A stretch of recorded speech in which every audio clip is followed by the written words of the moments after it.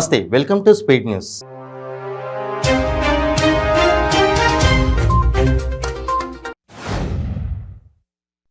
ABV foundation ఆధ్వర్యంలో శిక్షణ పొందిన విద్యార్థులకు కేంద్ర మంత్రి కిషన్ రెడ్డి సర్టిఫికెట్లు పంపిణీ చేశారు. టైలరింగ్, బ్యూటిషియన్, మగ్గం రంగాల్లో ఫౌండేషన్ శిక్షణ అందించింది. సికింద్రాబాద్ అసెంబ్లీ నియోజకవర్గ పరిధిలోని పార్సిగుట్ట రాఘవ్ గార్డెన్స్లో 1200 మందికి సర్టిఫికెట్లు పంపిణీ చేశారు.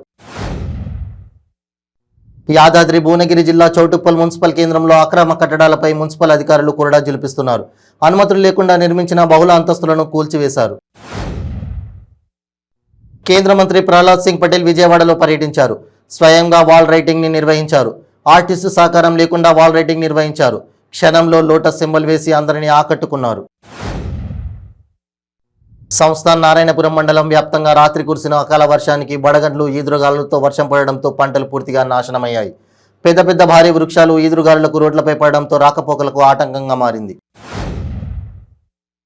పశ్చిమ గోదావరి జిల్లా పోడూరు మండలం తూర్పుపాలెం క్యాంపు కార్యాలయంలో జగనన్నే మా భవిష్యత్తు, మా నమ్మకం, నువ్వే జగన్ మా కార్యక్రమంపై మీడియా సమావేశం నిర్వహించారు.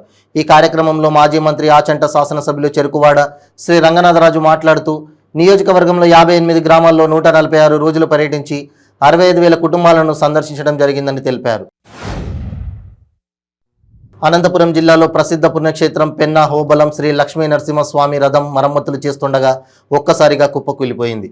మే 2వ తేదీ నుంచి నరసింహస్వామి బ్రహ్మోత్సవాలు ప్రారంభమవుతున్నాయి. మే 10వ తేదీన బ్రహ్మ రథోత్సవం లాగుడు కార్యక్రమం జరగాల్సి ఉంది. విశాఖలోని ఆంధ్ర విశ్వవిద్యాలయం వ్యవస్థాపక దినోత్సవ వేడుకల్లో భాగంగా విశాఖ ఆర్కే బీచ్ రోడ్లో ఏయూ కన్వెన్షన్ సెంటర్లో నిర్వహించిన సైన్స్ కళాశాల అచీవర్స్ డే వేడుకలకు వీసీ ప్రసాద్ రెడ్డి ముఖ్య అతిథిగా హాజరయ్యారు. ఈ సందర్భంగా వీసీ ప్రసాద్ రెడ్డి మాట్లాడుతూ గతేడాది కంటే అధికంగా ప్లేస్మెంట్లు సాధించడం జరిగిందన్నారు. రామంతపూర్ పెద్ద చెరువు అవుట్ఫ్లోయింగ్ కల్వర్టు కాలువలో కారు బోల్తా పడింది. గత కొన్ని నెలలుగా రామంతపూర్ పెద్ద చెరువు కల్వర్టు పనులను పట్టించుకునే నాదుడే లేడు.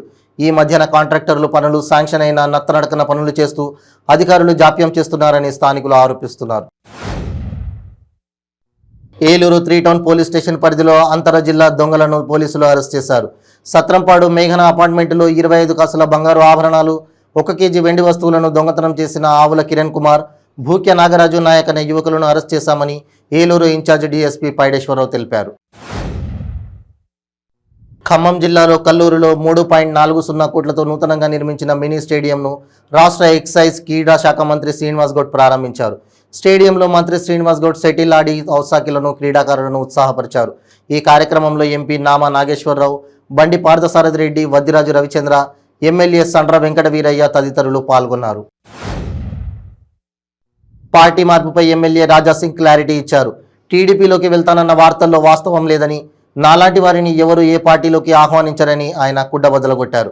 తన మెంటాలిటీకి ఒక్క బీజేపీ మినహా ఏ పార్టీ సరిపోదన్నారు. కొమరంభీం ఆసిఫాబాద్ జిల్లా పెంచికల్పేట మండలం అగర్గూడ వద్ద 2 మావోయిస్టులను పోలీసులు అరెస్ట్ చేశారు.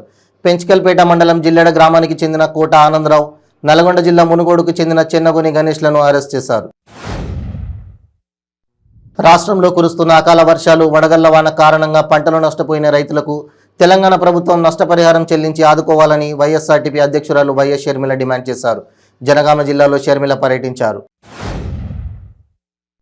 టీడీపీ నాయకులు ఎన్ని అసత్య ప్రసారాలు చేసినా నమ్మే పరిస్థితిలో రాష్ట్రంలో ప్రజలు లేరని నర్సారావుపేట ఎమ్మెల్యే గోపిరెడ్డి శ్రీనివాసరెడ్డి అన్నారు. నర్సారావుపేట వైసీపీ కార్యాలయంలో జరిగిన విలేకరుల సమావేశంలో ఆయన మాట్లాడారు.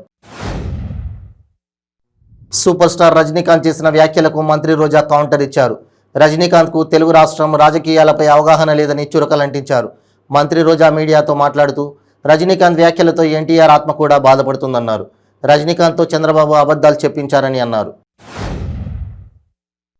మే నెల 4వ తేదీ చిలకూరు మండలం బుధనం గ్రామ సమీపంలోని ప్రైవేటు హోటల్లో మాజీ ముఖ్యమంత్రి చంద్రబాబు నాయుడు బీసీలతో సమావేశం నిర్వహిస్తారని, ఈ సమావేశానికి బీసీలందరూ అధిక సంఖ్యలో హాజరై జయప్రదం చేయాలని గూడూరు నియోజకవర్గ మాజీ ఎమ్మెల్యే పాషం సునీల్ కుమార్ కోరారు. కాకినాడ ఏటిముఖ ప్రాంతంలో ఉన్న మత్స్యశాఖ కార్యాలయం ఎదుట జనసేన పార్టీ ఆధ్వర్యంలో మత్స్యకారుల బాసాటగా జనసేన భారీ సభను నిర్వహించింది. ఈ సభకు Janasena party PAC chairman Nadendla Manohar ముఖ్య అతిథిగా హాజరై ప్రసంగించారు. ఎన్టీఆర్ జిల్లా మైలవరంలో గంజాయి అక్రమ రవాణా చేస్తున్న 2 వ్యక్తులను పోలీసులు అదుపులోకి తీసుకున్నారు.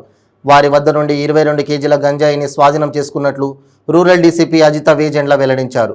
ఇప్పటివరకు 50 మంది గంజాయి రవాణాదారులను పలు సందర్భాల్లో అరెస్ట్ చేసినట్లు వెల్లడించారు.